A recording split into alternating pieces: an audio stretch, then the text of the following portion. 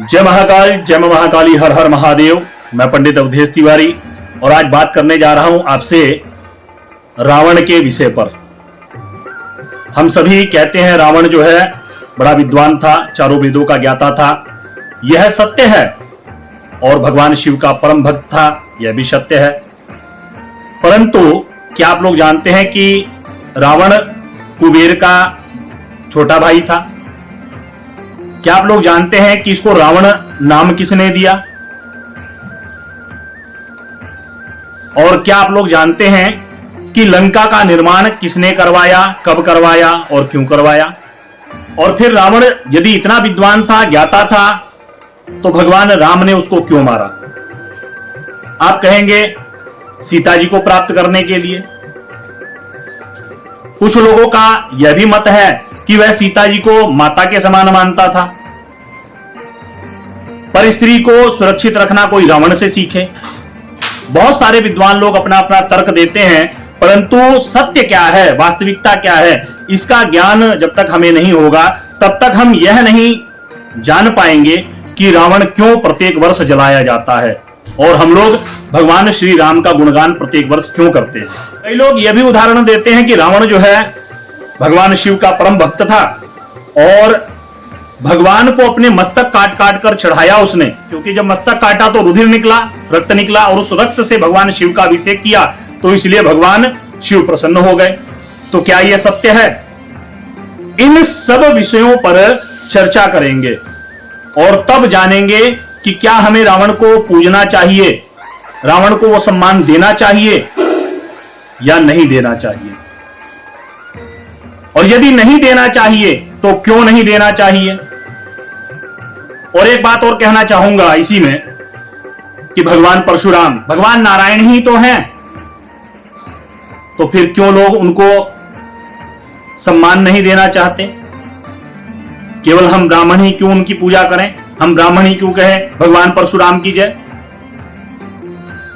जब एक ब्राह्मण जलाया जा सकता है तो एक ब्राह्मण अच्छे कर्म को करके पूजित भी तो हो सकता है। परंतु कुछ लोग वहां पर फिर भेदभाव मानते हैं और कहते हैं अरे ये तो ब्राह्मणों के देवता हैं।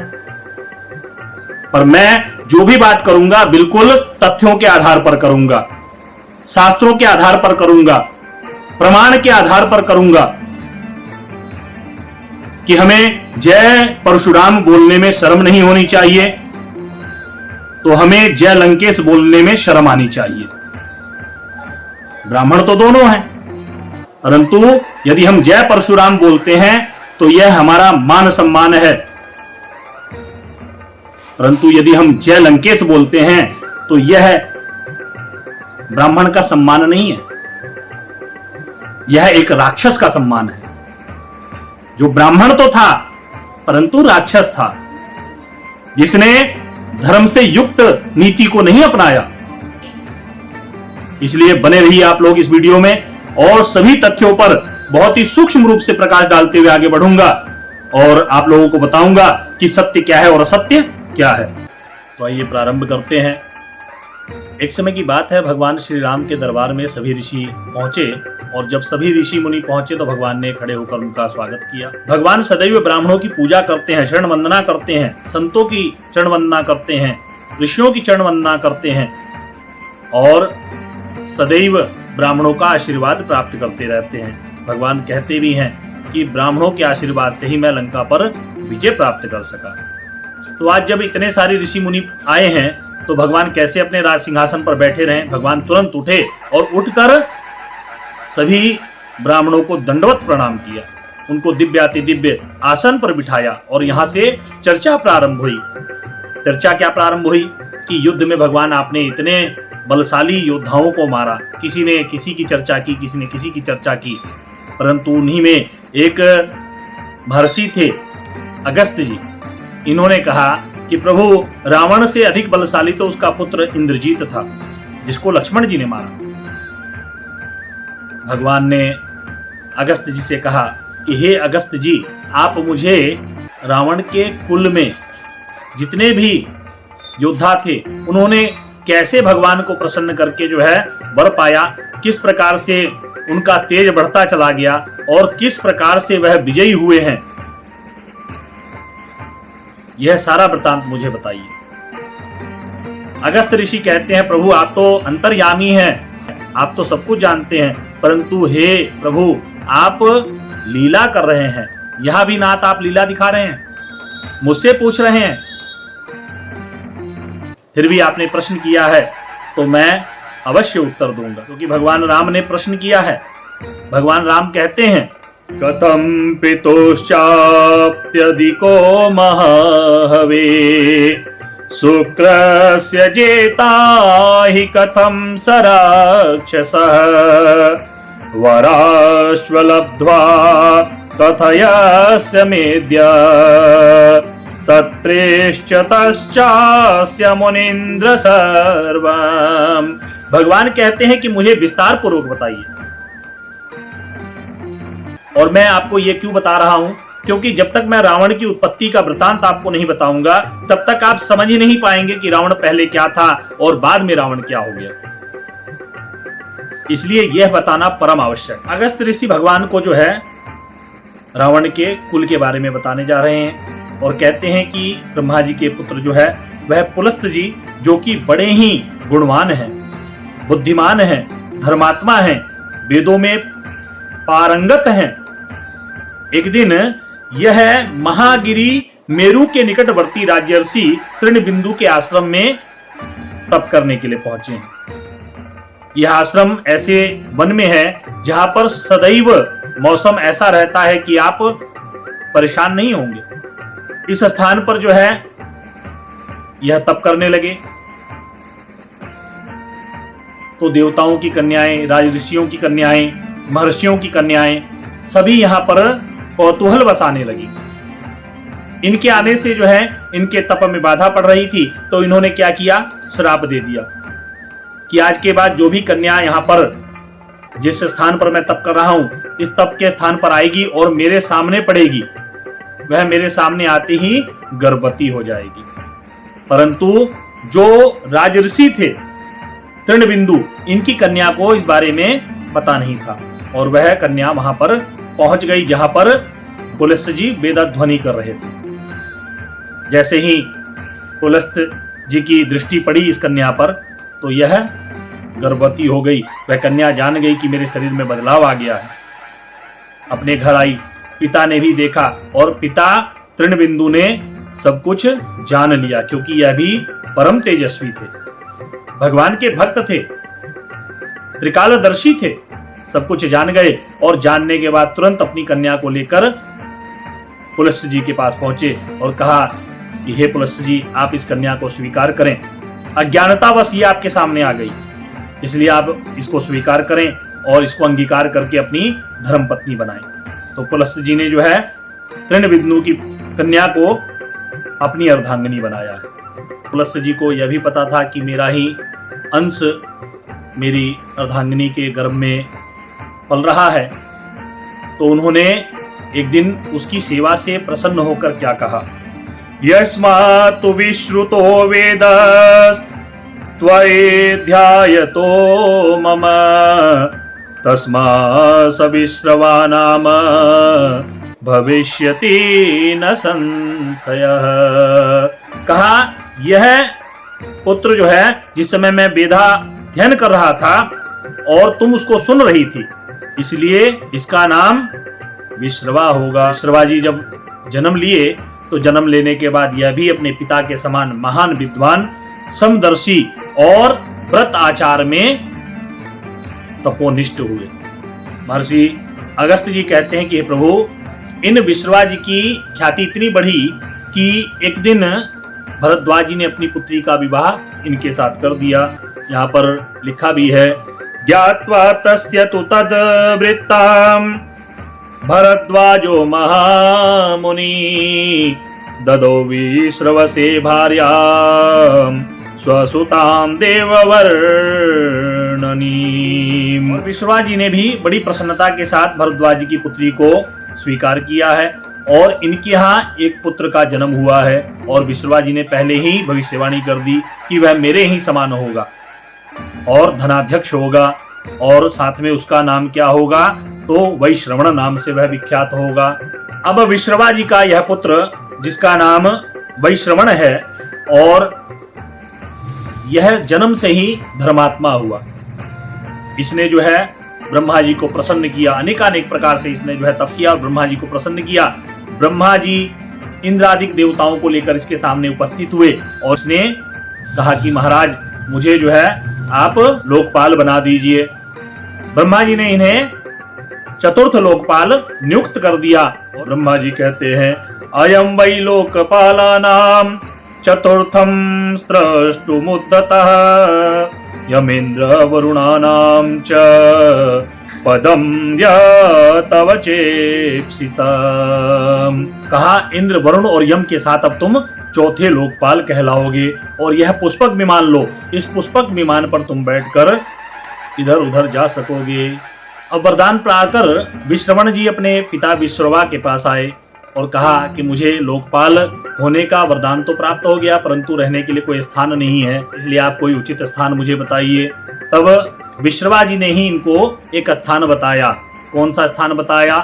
एव मुक्तस्तु पुत्रेण विश्रवा मुनिपुंगवः वचनं प्राज्ञ धर्मज्ञ श्रूयतामिति सत्तमः दक्षिणस्यो दधे स्थिरे त्रिकुटो नाम पर्वतः तस्याग्रे तो विशाला सा महेन्द्रस्य पुरी यथा लंका नाम पुरी रम्या निर्विता विश्वकर्मणा राक्षसानां निवासार्थं यतीन्द्रस्य अमरावती।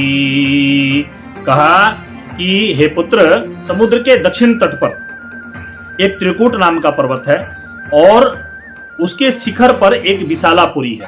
तो देवराज इंद्र की अमरावती पुरी के समान शोभा पाती है, उसका नाम लंका है। विश्रवा जी ने अपने पुत्र वैश्रवण से कहा कि हे पुत्र, तुम लंका में जाकर निवास करो, यह लंका राक्षसों की है। भगवान नारायण के डर से समस्त राक्षस जो है वह रसातल को चले गए थे, अतः अब तुम जाकर उसका उद्धार करो, वहां पर रहकर उसका लाभ प्राप्त करो। तो वैश्रवण जी वहां पर गए और बहुत सारे राक्षसों को अपने साथ ले जाकर वहां पर बसा दिया। अब धर्मात्मा धनेश्वर वैश्रवण जी उस पुष्पक विमान पर बैठकर अपने माता पिता का दर्शन करने कभी कभी आया भी करते थे। सुत्वागस्येरितं वाक्यं रामो विस्मयमागता कथमासीत् तुलंकायां संभवो राक्षसां पुरा। इतना सुनकर जो है भगवान राम जो है विस्मित हुए और प्रश्न किया। भगवान राम कहने लगे कि हे महर्षि अगस्त्य जी, मैंने तो सुना है कि राक्षस कुल की उत्पत्ति जो है वह विश्रवा जी से ही हुई है, तो आप कह रहे हैं कि लंका पहले से ही राक्षसों की थी, तो जरा उसके बारे में बताइए। तो अगस्त्य जी ने यहाँ पर हेति, विद्युतकेश और सुकेश की उत्पत्ति के बारे में बताया है। क्योंकि अब हम जितना ज़्यादा इसमें जाएंगे उतनी ही वीडियो लंबी होती जाएगी, तो इसलिए जो है बहुत ही हिसाब से मैं लेके चल रहा हूँ, ताकि जो जो बातें मैंने कही हैं हम उस पर आए, हम उसको सिद्ध कर सकें। सुकेश के पुत्र माल्यवान, सुमाली और माली की संतानों का वर्णन आया है। और उसके बाद जो है फिर हम आगे बढ़ेंगे तो देवताओं द्वारा भगवान शंकर की सलाह से राक्षसों के वध के लिए भगवान विष्णु की शरण में जाना और उनसे आश्वासन पाकर लौटना, राक्षसों का देवताओं पर आक्रमण करना। कथाएं बड़ी लंबी हैं और मुझे उसके बाद जो है भगवान विष्णु द्वारा राक्षसों का संहार और फिर राक्षसों का पलायन हुआ है। माल्यवान का युद्ध, पराजय तथा सुमाली आदि सब राक्षसों का रसातल में प्रवेश, और इसके बाद तब हम आएंगे रावण आदि का जन्म और उनका तप के लिए गोकर्ण आश्रम में जाना। अब जब ये सुमाली आदि राक्षस जो है वह रसातल में पहुंच गए, तो जो धनाध्यक्ष थे कुबेर जी, इन्होंने जो है लंका को अपना निवास बनाया। और सुमाली जो है वह बड़ा बुद्धिमान था, इसकी पुत्री का नाम कैकसी था। इसने क्या किया, एक दिन अपनी पुत्री से कहा कि तुम जाकर पुलस्त्य नंदन विश्रवा को अपना पति बना लो और उनसे विवाह कर लो। पिता की इस आज्ञा का पालन करती हुई कैकसी जो है वह विश्रवा जी के सामने गई और नीचे मुख करके धरती को अंगूठे से कुरेदने लगी और मानो कि वह विश्रवा जी को पति रूप में प्राप्त करने के लिए आतुर हो गई। और जब विश्रवा जी ने देखा तो पूछा कि अपना परिचय दो देवी। तो इसने अपना परिचय ना देकर कहा कि आप मेरे मन के मनोरथ को जानते हैं, अतः आप वही करें जिससे मेरा मनोरथ सिद्ध हो सके। और विश्रवा जी ने ध्यान में जाकर सब कुछ देख लिया, जान गए कि यह मुझसे पुत्र चाहती है और कहा कि संध्या काल का समय है, हे देवी यह उचित समय नहीं है। परंतु यह कैकसी नहीं मानी और तब विश्रवा जी ने उसके मनोरथ को पूरा किया। कहा कि इस समय जो गर्भ तुम्हें ठहरेगा उससे जो है तुम्हें जो संतति उत्पन्न होगी वह राक्षसी प्रवृत्ति की होगी, कुकर्मा होगी, राक्षसों के साथ निवास करने वाली होगी और राक्षस बुद्धि की ही होगी। अब कैकसी को प्रथम संतान जो हुई वह बड़ी अद्भुत हुई, 10 सिर वाली और 20 भुजा वाली। तो इसका नाम विश्रवा जी ने 10 ग्रीव रख दिया। उसके बाद जो है कुंभकर्ण का जन्म हुआ, विभीषण का जन्म हुआ और शूर्पणखा का जन्म हुआ। लिखा है अथ नाम करोत्तस्य पितामह समपिता 10 ग्रीवः प्रसूयोऽहम् 10 ग्रीवो भविष्यति। यही रावण हुआ। इसका नाम 10 ग्रीव था, 10 सिर थे और 20 भुजाएं थी इसकी जन्मजात। जिस समय इस 10 ग्रीव का जन्म हुआ ना, उस समय धरती जो है कांपने लगी, गीदड़ चिल्लाने लगे, आकाश से रुधिर की वर्षा होने लगी।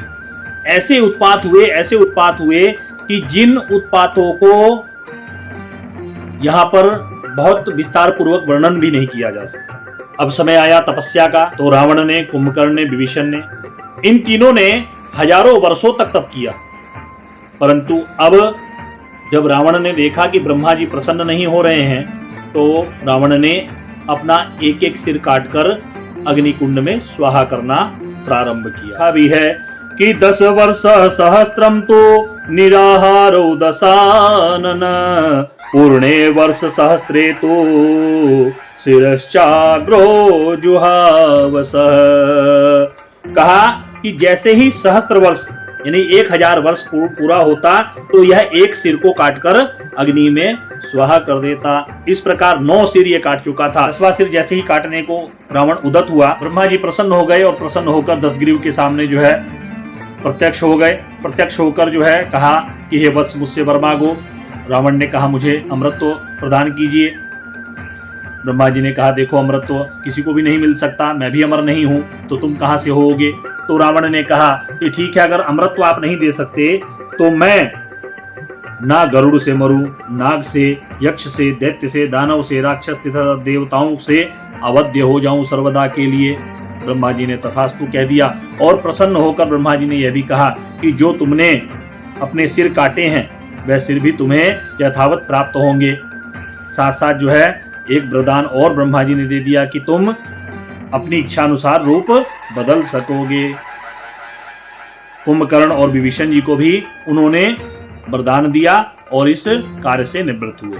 इधर विश्रवा जी ने अपने पुत्र विश्रवण कुबेर जी को बुलाया और कहा कि देखो अब तुम लंका को छोड़ दो। और इधर ये जो सुमाली था यह 10 ग्रीव के पास गया और कहा कि देखो लंका में पहले हम लोगों का अधिकार था, अतः अब तुम लंका को प्राप्त कर लो। तो कुबेर और रावण का युद्ध हुआ है और कुबेर को लंका छोड़नी पड़ी है। साथ साथ जो है जो पुष्पक विमान था वह भी रावण ने छीन लिया है, क्योंकि रावण जो है वरदान के मद में इतना पागल हो गया है कि अब उसको सत्य और असत्य कुछ दिखाई नहीं देता है। जो उसके मन में आता है वह वही करता है। और ऐसे ही उसके सेनापति हैं, ऐसे ही उसके साथ लोग जुड़ गए हैं जिनकी संगति में रहकर रावण उपद्रवी हो गया है, महाखली हो गया है, महादुष्ट हो गया है और साथ साथ कामी भी हो गया है। एक दिन रावण जो है पुष्पक विमान लेकर कैलाश की ओर गया और कैलाश के शिखर के पास पहुंचा तो वहां पर वह पुष्पक विमान रुक गया, ना आगे बढ़ा और ना ही पीछे आया। रावण अचंभित हो गया, क्योंकि इसका नाम अभी रावण नहीं है, दशग्रीव है, तो यह अचंभित हो गया। वहां इसने साक्षात महाकाल के परम भक्त नंदिकेश्वर को देखा और नंदिकेश्वर को देखकर उनकी हंसी उड़ाने लगा, क्योंकि दूर से उनका स्वरूप ऐसा दिखाई दिया जैसे बानर का रूप हो, इसलिए रावण जो है उनकी हंसी उड़ाने लगा। तो नंदिकेश्वर ने श्राप दे दिया कि जाओ, समय आएगा तो यही बानर तुम्हारे वंश का सर्वनाश कर देंगे। साथ साथ ये शक्ति से, घमंड से इतना चूर था कि इसने भगवान शिव के कैलाश को अपनी भुजाओं से उठाने की चेष्टा की। अब जैसे ही इसने कैलाश को हिलाना चाहा तो भगवान ने उस कैलाश पर इतना वजन बढ़ाया कि यह छटपटाने लगा, चिल्लाने लगा कि इस चिल्लाहट से जो है पूरा त्रिलोकी कांप उठा। तब इसने आर्त भाव से भगवान शिव की स्तुति की और भगवान शिव ने ही इसको एक नाम दिया चिल्लाने के कारण, क्या, जिसको हम लोग कहते हैं रावण। ये रावण नाम जो दिया हुआ है ये भगवान शिव के द्वारा इसको प्राप्त है। भगवान शिव ने इसको चंद्रहास खड़ग भी दिया, कहा तुम मेरे भक्त हो, इस चंद्रहास खड़ग को बहुत संभाल कर रखना, क्योंकि जो पुष्पक विमान कैलाश के शिखर पर जाकर रुक गया था वह भगवान शिव की ही माया थी, उनकी ही कृपा थी। इसलिए भगवान शिव ने प्रसन्न होकर रावण को आशीर्वाद दिया कि अब तुम कैलाश के ऊपर से भी गमन कर पाओगे।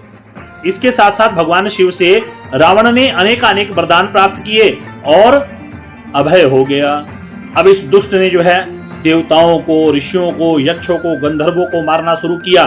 साथ साथ जो है इनकी कन्याओं का हरण करके उनके साथ व्यभिचार भी करना प्रारंभ किया। ये रावण जो है इतना लोलुप हो गया कि यह जिस भी स्त्री को देखता उसका अपहरण करना और उसके साथ बलात्कार करना, यह इसका स्वभाव बन गया था। इतना अत्याचारी, इतना दुराचारी हो गया ये। इसी क्रम में एक दिन की बात है कि ये रावण जो है तीनों लोकों का चक्कर लगाकर जब हिमाचल के वन क्षेत्रों में पहुंचा तो वहां उसने एक तपस्विनी को देखा।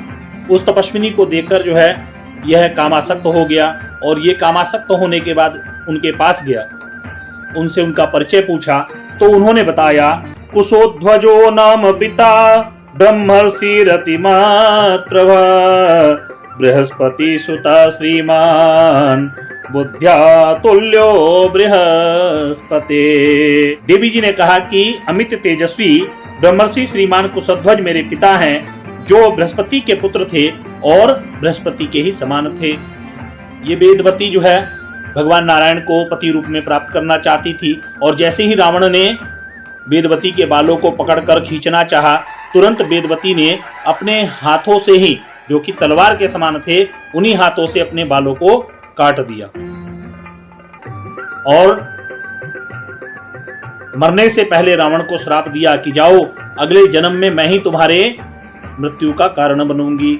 और वही वेदवती जो है अजन्मा होकर सीता के रूप में आई हैं, सीता जी बनी हैं और रावण की मृत्यु का कारण भी बनी हैं। यही वेदवती अगले जन्म में कमल से प्रकट हुई और रावण इस कन्या को लेकर आया, अपने मंत्री को दिखाया तो मंत्री ने कहा, महाराज यह कन्या आपके विनाश का कारण बनेगी। तो इसको रावण ने समुद्र में फेंक दिया और समुद्र में फेंका तो उसके बाद यह राजा जनक के यहाँ अजन्मा सीता के रूप में प्रकट हुई। रावण अपनी शक्ति के मद में इतना चूर था कि इसने एक बार राजा अनरण्य के ऊपर चढ़ाई कर दी और राजा अनरण्य का वध कर दिया। इक्ष्वाकु कुल में जन्मे राजा अनरण्य की मृत्यु का कारण रावण बना और मरते समय राजा ने इनको श्राप दे दिया कि हे रावण, महात्मा इक्ष्वाकु वंशी नरेशों के इस वंश में ही दशरथ नंदन श्री राम प्रकट होंगे जो तेरे प्राणों को हरेंगे। इसके बाद जो है रावण का आतंक और बढ़ने लगा। एक बार जो है बहुत सारी स्त्रियों को जो है रावण अपने मद में चूर होकर अपने पुष्पक विमान में बिठाकर लेकर चल पड़ा इन स्त्रियों ने जो है बड़ा रुदन किया, बहुत ही भगवान से प्रार्थना की और अंत में दुख में कातर होकर इन्होंने रावण को श्राप दे दिया।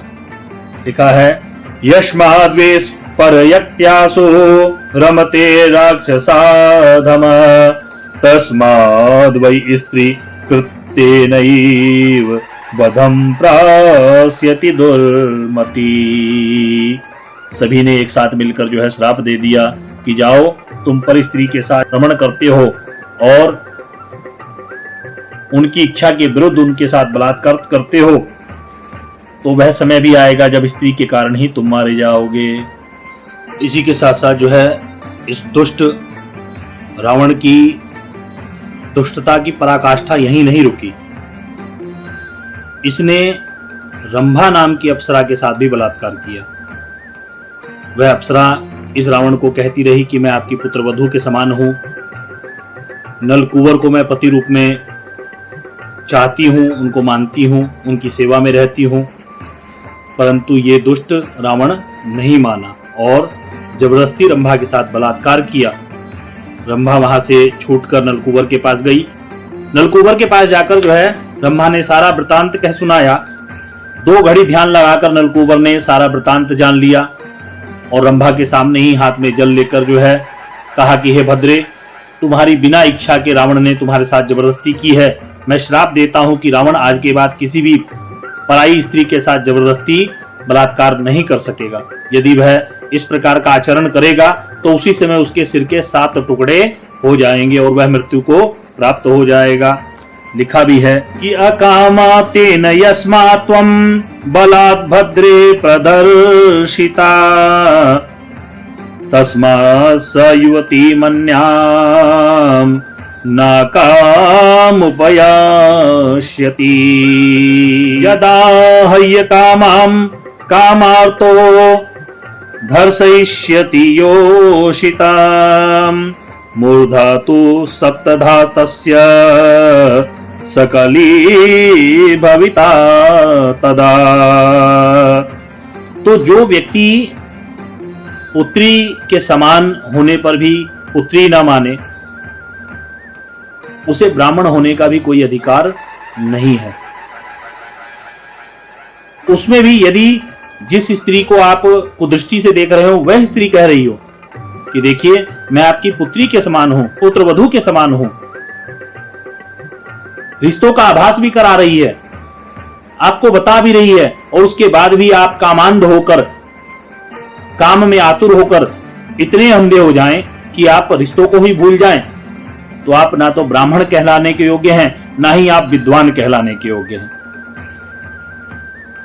और आशा करता हूं कि आप सबको जो है इस वीडियो से कुछ ना कुछ प्राप्त होगा, कुछ ना कुछ पता चलेगा और बहुत कुछ नया भी पता चला होगा।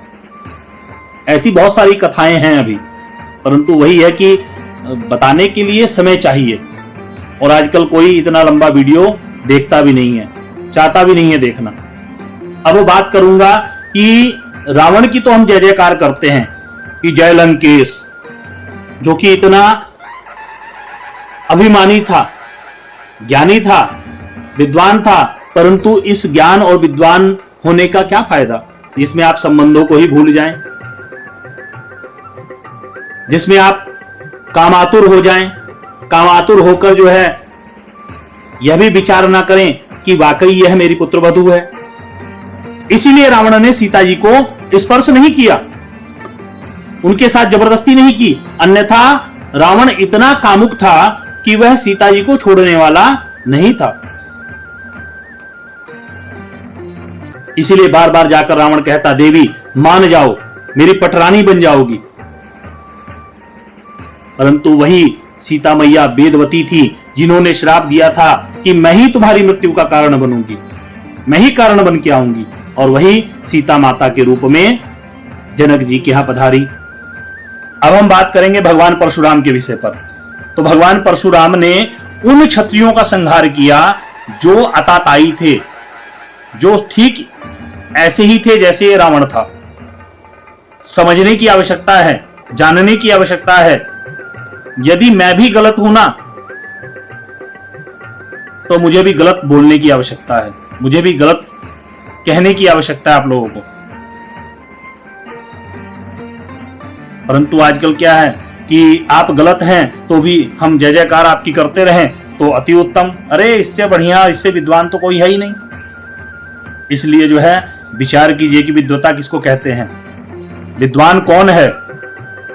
एक श्लोक है, सत्यम ब्रूयात प्रियम ब्रूयात न ब्रूयात सत्यम अप्रियम। परंतु मैं इस बात को नहीं मानता। मैं मानता हूं जो बोलना है, जो कहना है कहो, किसी को दुख लगे सुख लगे, कम से कम आपके दिल में तो नहीं रहेगी। इसलिए भगवान परशुराम की जय जयकार सभी को करनी चाहिए। उन्होंने जाति को देखकर जो है दंड नहीं दिया, उन्होंने ये नहीं सोचा कि ये क्षत्रिय राजा हैं, उन्होंने उनके अत्याचार को दंड दिया। इसीलिए रावण का साथ समस्त देवताओं ने छोड़ दिया, भगवान शिव ने छोड़ दिया। भगवान शिव तो उसके इष्ट थे, उन्होंने भी छोड़ दिया। क्यों छोड़ दिया, इस पर भी तो विचार करना चाहिए। और आज हम क्या कर रहे हैं, हम कह रहे हैं जय लंकेश। यदि पुस्तक सही है, पुस्तक में लिखा हुआ वाक्य सही है, हमारे शास्त्र सही हैं,